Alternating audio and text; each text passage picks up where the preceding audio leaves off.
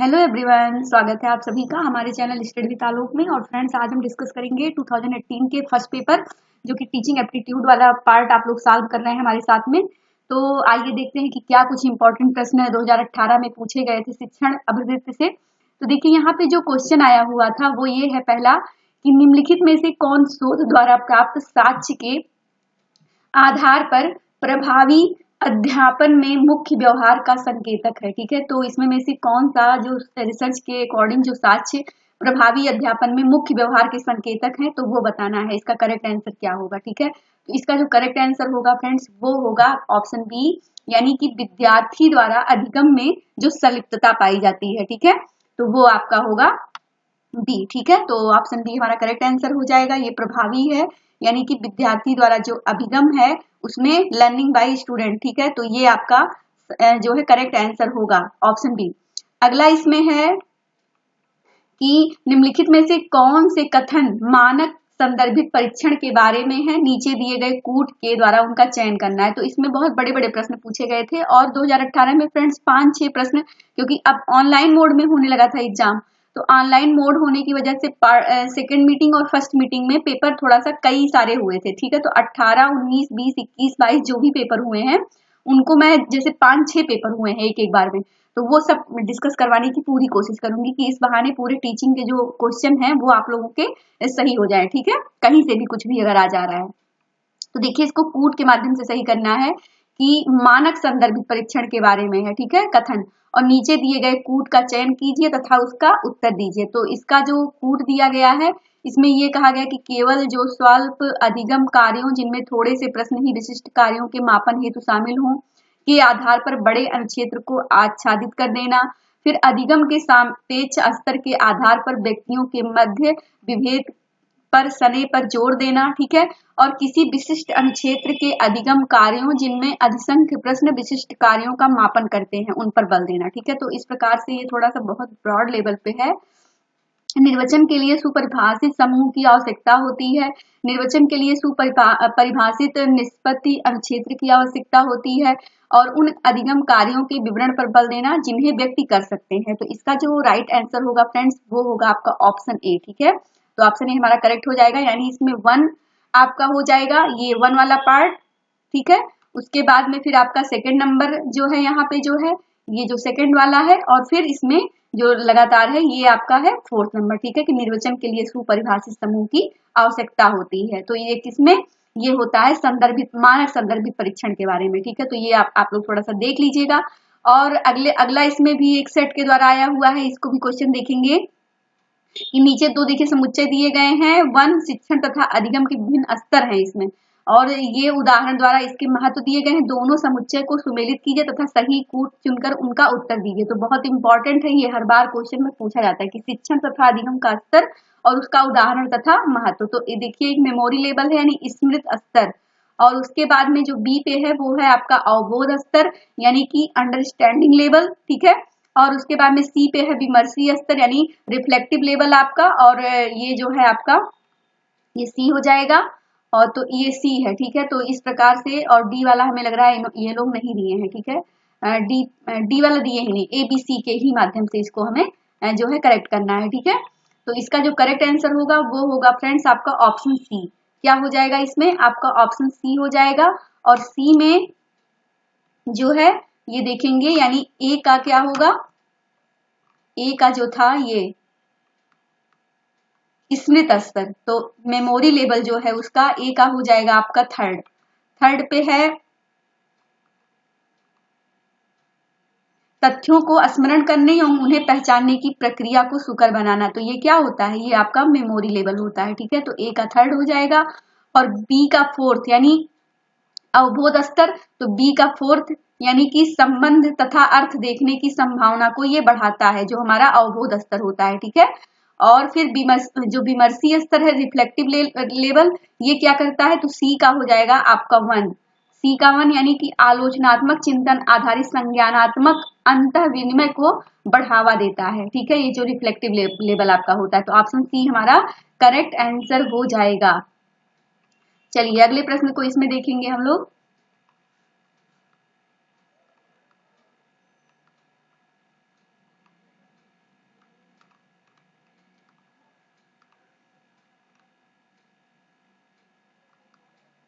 इसमें क्वेश्चन 4 है फ्रेंड्स की निम्नलिखित सूची से शिक्षक एवं विद्यार्थी के प्रतिबद्धता क्षेत्र की पहचान कीजिए, सही कूट का चयन कीजिए। तो एक एक सेट में 5 क्वेश्चन पूछे जाते हैं लगभग, ठीक है। तो जैसे टीचिंग का 5 क्वेश्चन हो गया, आपका ईबीएस का हो गया, कंप्यूटर का हो गया, तो ऐसे ही टोटल जो है उसमें 50 प्रश्न आपके आते हैं। 50 में मान के चलिए कि अगर अच्छी तैयारी है तो आप 32-35 क्वेश्चन सही करिए, ठीक है। तो और जितना 35 प्लस जाएंगे तो आपकी जेआरएफ की उम्मीद जो है बढ़ जाती है, ठीक है। तो इसलिए फर्स्ट पेपर करना बहुत कंपलसरी है।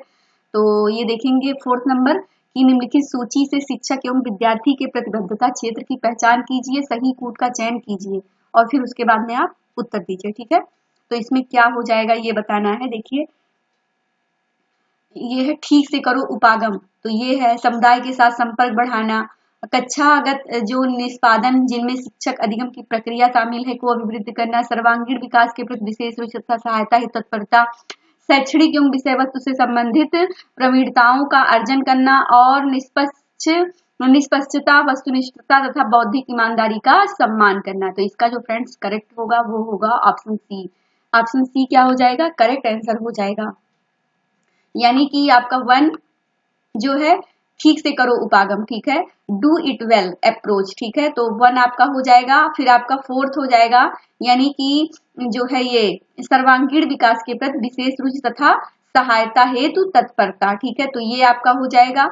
और जो है ये जो 6 नंबर है आपका 6 नंबर, यानी कि निष्पक्षता, वस्तुनिष्ठता तथा बौद्धिक ईमानदारी का जो है सम्मान करना। तो आपका ये जो ऑप्शन सी है वो करेक्ट आंसर हो जाएगा। इसमें अगला प्रश्न जो लास्ट वाला आया था 5वां नंबर की निम्नलिखित में से किस अनुसंधान पद्धति में स्वतंत्र चर के हेर फेर की जगह चुनाव किया जाता है, ठीक है। तो ये थोड़ा सा रिसर्च से भी है, लेकिन इसको टीचिंग में वो लोग 5 प्रश्न में शामिल किए थे, लेकिन रिसर्च वाले से ज्यादा मैच कर रहा है, ठीक है। तो निम्नलिखित में से किस अनुसंधान पद्धति में स्वतंत्र चर के हेर फेर की जगह चुनाव किया जाता है, तो ये होता है फ्रेंड्स कार्योत्तर पद्धति, यानी एक्स पोस्ट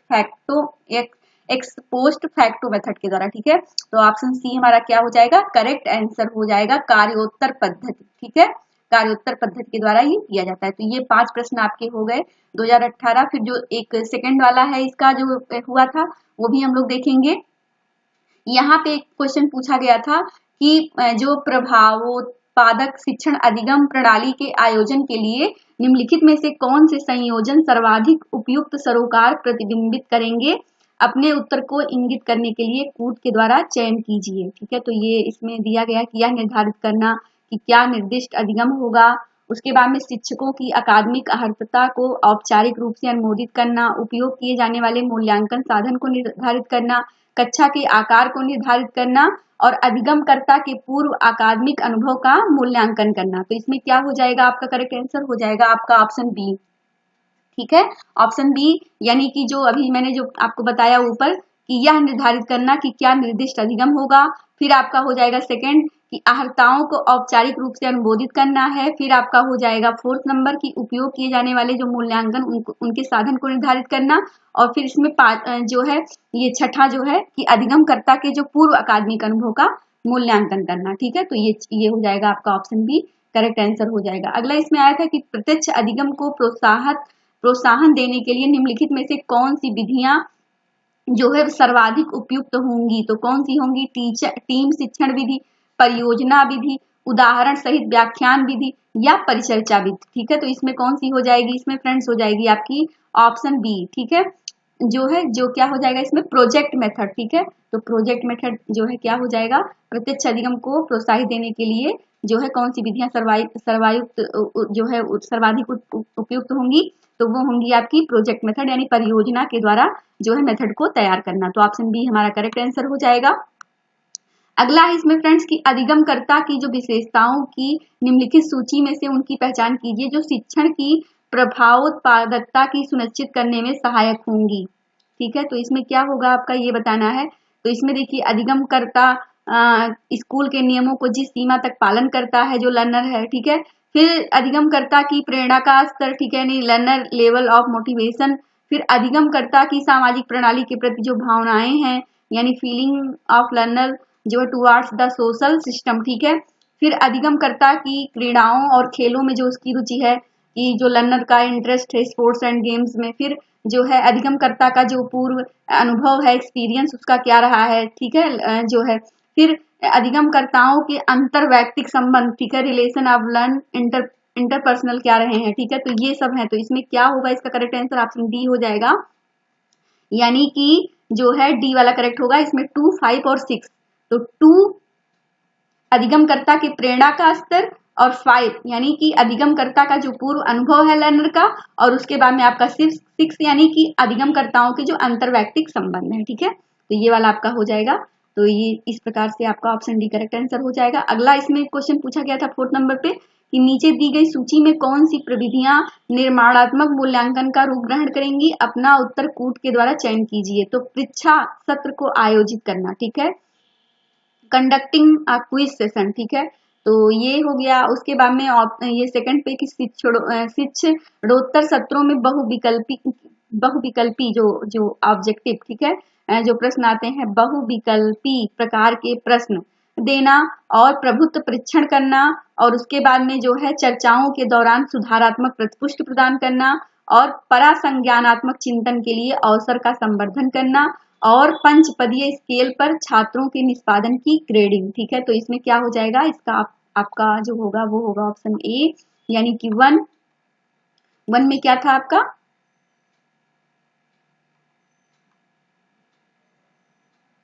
1 में था आपका जो है ये परीक्षा सत्र को आयोजित करना, तो कंडक्टिंग आ क्विज सेशन, तो ये 1 हो गया। और उसके बाद में इसमें जो पूछा गया था वो था आपका 4th, ठीक है, 4th यानी कि जो है ये चर्चाओं के दौरान जो सुधारात्मक प्रतिपुष्टि जो फीडबैक दिया जाता है, ठीक है, फीडबैक ड्यूरिंग डिस्कशन अकॉर्डिंग, ठीक है, तो ये होता है। और फिर उसके बाद में इसमें जो है वो हो जाएगा आपका 5th नंबर, यानी परासंज्ञानात्मक, ठीक है, परासंज्ञानात्मक चिंतन के लिए अवसर का संवर्धन करना, ठीक है, तो ये आपका हो जाएगा। तो इस प्रकार से फ्रेंड्स इसका जो राइट आंसर होगा वो होगा आपका ऑप्शन ए।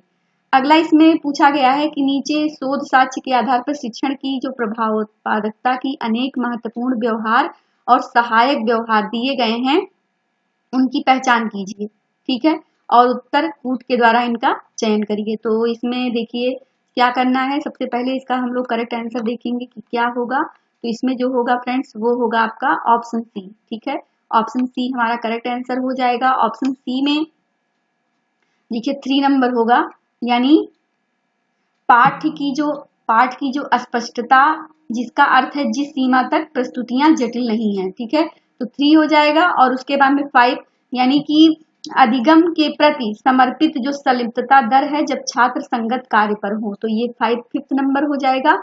और 6 नंबर हो जाएगा इसमें कि वह दर जिस पर छात्र कार्यों और अभ्यासों को सही ढंग से समझते हैं और उनका अवबोध करते हैं, ठीक है, तो ये वाला आपका हो जाएगा। तो 5 नंबर और 6 नंबर और उसके बाद में 3 नंबर, ठीक है, तो 3, 5 और 6 यानी करेक्ट आंसर इसका सी हो जाएगा, ठीक है। तो इस प्रकार से आपका ऑप्शन सी करेक्ट आंसर होगा। अगला इसमें जो प्रश्न पूछा गया था वो ये था कि शोध का वह प्रतिमान जो शोधार्थी अभ्यासकर्ता की व्यावसायिक विशेषता के विकास पर बल देता है वो क्या कहलाता है, ठीक है, तो वो क्या कहलाता है फ्रेंड्स, वो कहलाता है एक्शन रिसर्च, ठीक है, यानी क्रियात्मक शोध। तो क्रियात्मक शोध यह हो जाता है। अगला ये वाला वैसे हमें नहीं देखना है तो रिसर्च का हो जाएगा। अब इसमें अगले पार्ट को देखेंगे हम लोग कि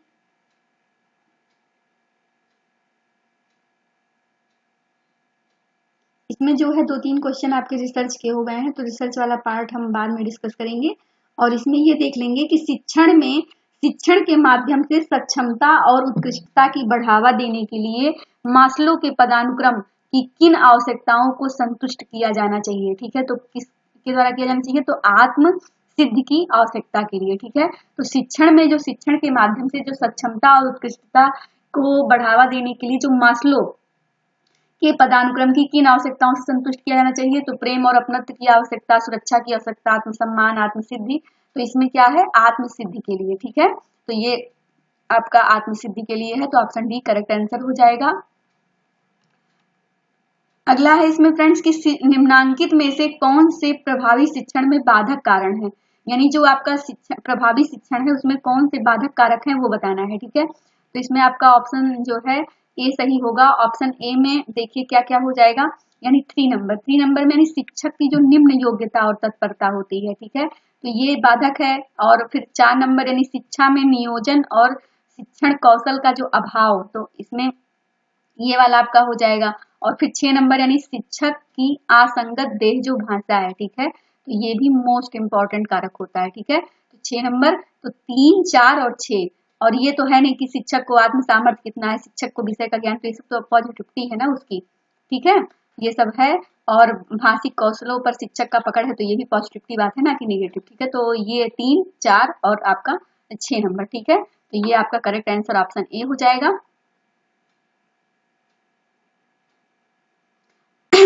अगला है कि अपना शोध प्रबंध लिखते समय एक शोधार्थी सांख्यिकीय तकनीकों के अनुप्रयोग का तर्कधार नहीं बनाता है, इसे निम्न में से इसका उत्तर उदाहरण माना जाएगा। तो क्या माना जाएगा, भूल से हुई त्रुटि, ठीक है, क्या माना जाएगा, भूल से हुई त्रुटि। तो ऑप्शन ए हमारा करेक्ट आंसर हो जाएगा। चलिए एक ही प्रश्न था, तो कुछ क्वेश्चन बीच बीच में रिसर्च के भी आ जाते हैं, लेकिन रिसर्च को हम एक बार फाइनली फिर से अच्छी से पूरा करवाएंगे।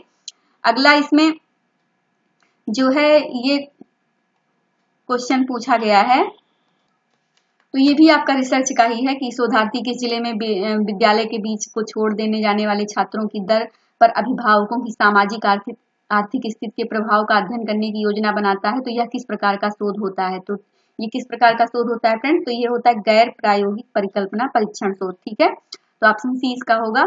और अगला जो पेपर हुआ था आपका, इसमें ये क्वेश्चन जो है टीचिंग से पूछे गए थे, तो वो था इसमें ये जो इम्पोर्टेंट है कि निम्न में से कौन एक शिक्षार्थी का संज्ञानात्मक गुण है, ठीक है।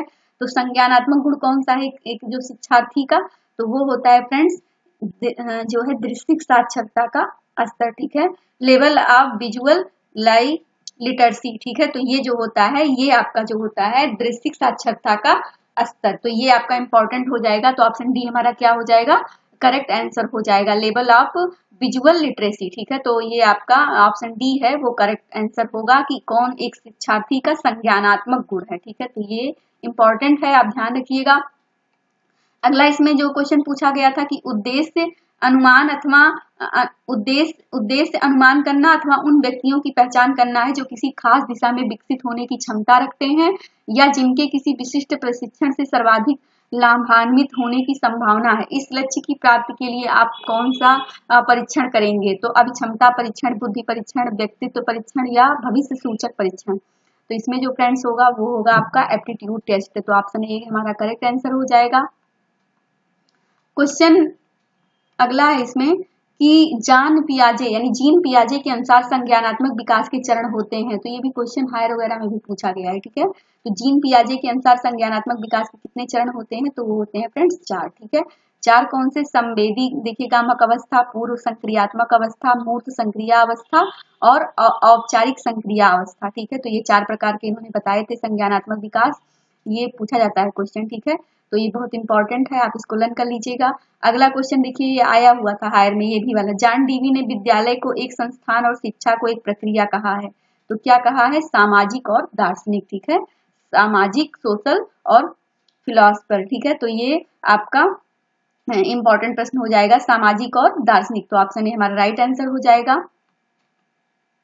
अगला 5वां इसमें आया हुआ था प्रश्न कि बहुविध प्रज्ञा के सिद्धांत का प्रतिपादन निम्नांकित में से किसने किया है, ठीक है। तो बहुविध जो प्रज्ञा है, ठीक है, थ्योरी ऑफ मल्टीपल जो है इंटेलिजेंस, ठीक है। तो ये किसने बताया है, बहुविधि प्रज्ञा के सिद्धांत का प्रतिपादन निम्नांकित में से किसने किया, तो ये किया है फ्रेंड्स होवार्ड गार्डनर ने। किसने किया है, होवार्ड गार्डनर। तो आप ध्यान रखिएगा, Sigmund Freud, Howard Gardner, Albert Einstein और जीन पियाजे। लेकिन जो बहुविध प्रज्ञा का जो सिद्धांत है वो किसने दिया है, वो दिया है किसने, होवार्ड गार्डनर, ठीक है। तो इस प्रकार से फ्रेंड्स आपका ये भी पार्ट कंप्लीट हुआ जो, और फिर अगला एक क्रम हुआ था पेपर इसी 2018 में ही टीचिंग का, तो ये भी देख लेंगे कि मनोवैज्ञानिक लेव वाइगोत्स्की द्वारा सुझाई गई zone of proximal development ZPD अवधारणा निम्नांकित में से क्या प्रदर्शित करती है, ठीक है। तो एक शिक्षार्थी का मस्तिष्क बाल्यावस्था में तेजी से विकसित होता है और एक शिक्षार्थी प्रभावी ढंग से सीखता है यदि उसे वास्तविक उदाहरणों के साथ सिखाया जाए। इससे यह प्रदर्शित होता है कि एक शिक्षार्थी सहायता के साथ और सहायता के बगैर भी सीख सकता है। बच्चे के समुचित विकास के लिए मित्रों का दायरा बहुत महत्वपूर्ण होता है। ठीक है, तो इसमें जो फ्रेंड्स इन्होंने बताया था सी। ठीक है, यानी प्रदर्शित होता है कि एक शिक्षार्थी सहायता के साथ और सहायता के बगैर भी सीख सकता है। ठीक है, ZPD अवधारणा। ठीक है, तो ऑप्शन सी हमारा करेक्ट आंसर हो जाएगा। चलिए अगले प्रश्न को देखेंगे कि निम्नलिखित में से कौन सा विकल्प रविंद्रनाथ टैगोर के शैक्षिक दर्शन के 4 मौलिक सिद्धांतों का सही सेट है। ठीक है, तो कौन सा इसमें है जो है वो होगा आपका ऑप्शन बी, यानी कि प्रकृतिवाद और मानवतावाद, उसके बाद में जो है अंतरराष्ट्रीयता और आदर्शवाद। ठीक है, तो ये आपका चारों बहुत मोस्ट इंपॉर्टेंट है, आप ध्यान रखिएगा। देखिए इसको करने से बस एक फायदा ये रहेगा ना कि आप लोग अगर एक बार देखे रहेंगे, सुने रहेंगे, तो आप उसको सही कर लेंगे। कोई ना कोई प्रश्न अगर मिल जाएगा, 2 ही 3 क्वेश्चन अगर आपके पूरे टीचिंग, आपने मान लीजिए कि पूरे टीचिंग से 2012 से लेके 22 तक आपने किया हुआ है, सुना हुआ है, तो 5 प्रश्न अगर आ गए घुमा फिरा के, तो आप उसको अगर 5 प्रश्न में से 2-3 प्रश्न भी आपको अगर प्रीवियस से मिल गए और अगर आपका सही हो जा रहा है तो बहुत बड़ी बात होती है। ठीक है, क्योंकि एग्जाम में तो एक एक क्वेश्चन सही करना बहुत बड़ी बात हो जाती है। एक एक क्वेश्चन से कभी कभी किसी का नेट, कभी कभी किसी का ज्यादा रुक जाता है। ठीक है, तो ये क्या हो जाएगा आपका प्रकृतिवाद, मानवतावाद, अंतरराष्ट्रीयता और आदर्शवाद की चर्चा इन्होंने की थी। ठीक है, तो आपका ऑप्शन भी करेक्ट आंसर हो जाएगा। चलिए अगले प्रश्न को देखेंगे कि अधिगम कैसे किया जाए कि महत्ता पर ध्यान केंद्रित करने वाले स्वनिर्धारित अधिगम के व्यवहार और सिद्धांत के अध्ययन क्षेत्र को क्या कहा जाता है। तो ज्ञान मीमांसा, प्रौढ़ शिक्षा प्रणाली, शिक्षा शास्त्र, आत्म अधिगम। ठीक है, तो जो स्वनिर्धारित अधिगम के व्यवहार को अध्ययन क्षेत्र को क्या कहते हैं, तो फ्रेंड्स जो स्वनिर्धारित अधिगम, ठीक है, व्यवहार को, तो उसे आत्म अधिगम कहते हैं। क्या कहते हैं? आत्म अधिगम। ठीक है, तो ऑप्शन डी हमारा करेक्ट आंसर हो जाएगा। अगला है कि विचार प्रक्रिया की संरचना का अध्ययन जिसमें स्मरण, समस्या समाधान और निर्णय लेना शामिल होता है, वो क्या कहलाता है। ठीक है, तो विचार प्रक्रिया की संरचना का अध्ययन जिसमें स्मरण, समस्या समाधान और निर्णय लेना शामिल होता है, क्या कहलाता है। तो देखिए एड्रोगॉगी, मनोविज्ञान, पेडागॉगी या संज्ञानात्मक विकास। ठीक है, तो ये क्या कहलाए, ये कहा जाएगा फ्रेंड्स आपका संज्ञानात्मक विकास। ठीक है, क्या कहा जाएगा इसको, संज्ञानात्मक विकास यानी कॉग्निटिव डेवलपमेंट। ठीक है, तो ऑप्शन डी हमारा करेक्ट आंसर हो जाएगा।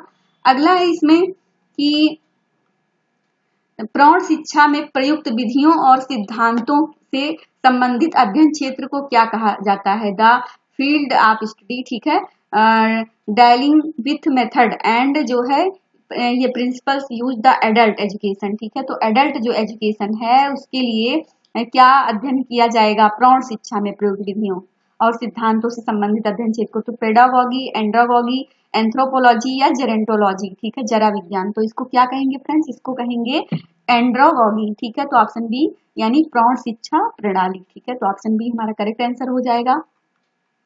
अगला है इसमें कि ब्लूम, ये पेपर अब इसमें ये नया पेपर और भी हुआ है 2018 में। देखिए जब क्वेश्चन 1 दिया रहे और शिक्षण अभिरुचि, तो आप जानिए कि यहाँ से नया प्रश्न शुरू हुआ है। तो 1 से 5 तक लगभग रहता है, तो 6-7 पेपर 2018 में हुए थे और उन सभी को शामिल करने की कोशिश की गई है कि ताकि इसी बहाने जो है जिनके पास में बुकें वगैरह जैसे नहीं है या मतलब ऑथेंटिक नहीं है, तो वो लोग भी अपना रिवाइज कर सकते हैं। ठीक है, तो ब्लूम के पारंपरिक वर्गीकरण विज्ञान के अनुसार संज्ञानात्मक क्षेत्र में अधिगम का उच्चतम स्तर क्या है। ठीक है, तो क्या है फ्रेंड्स, वो है इवैल्यूएशन यानी मूल्यांकन करना। ठीक है, तो ऑप्शन बी हमारा करेक्ट आंसर हो जाएगा।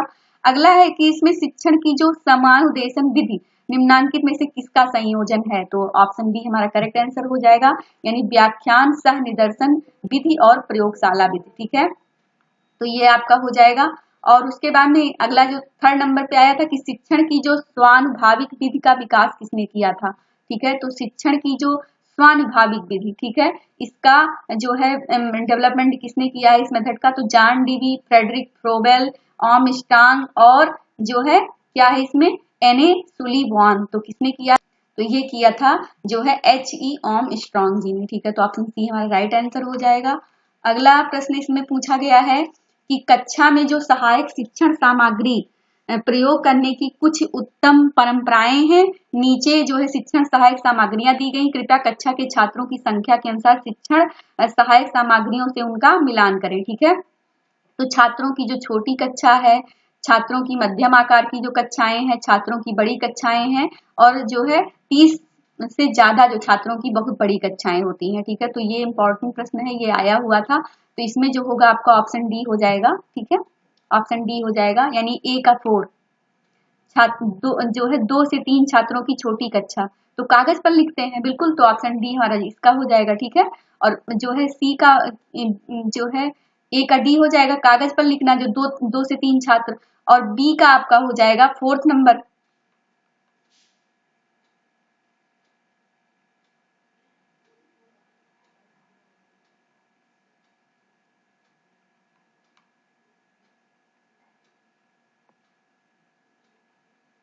यहाँ पे थोड़ा सा मैचिंग में देखिए कंफ्यूजन हो रही थी, लेकिन कंफ्यूजन होने की जरूरत नहीं है, यहाँ पे गलत दे दिए हैं। ठीक है, यहाँ पे ए होना चाहिए, बी सी तब डी। ठीक है, तो इसलिए मैं कंफ्यूज हो रही थी, लेकिन ये ए है तो ए का ही 4 होगा। ठीक है, 2 से 3 जो छात्रों की संख्या होती है वो कागज पर, राइटिंग ऑन पेपर। ठीक है, तो ये आपका ए का हो जाएगा 4। यहाँ पे मैं लिख भी दे रही हूँ ताकि आप लोग कंफ्यूज ना हो, ए बी सी और ये आपका डी। ठीक है, और ये थोड़ा सा यहाँ पे ये गलत कर दिए हैं। ठीक है, यहाँ पे जो ए लिख दिए हैं ना, यही कंफ्यूज कर दिए हैं, ए नहीं होना चाहिए। चलिए, तो अब डी वाले में ए का 4th हो गया आपका, और फिर बी में है यानी 10 से 15 छात्रों की जो मध्यम आकार की आकार की जो कक्षाएं होती हैं, उसका क्या हो जाएगा, बी का 1, यानी फ्लिप चार्ट या व्हाइट बोर्ड के माध्यम से, तो ये हो जाएगा।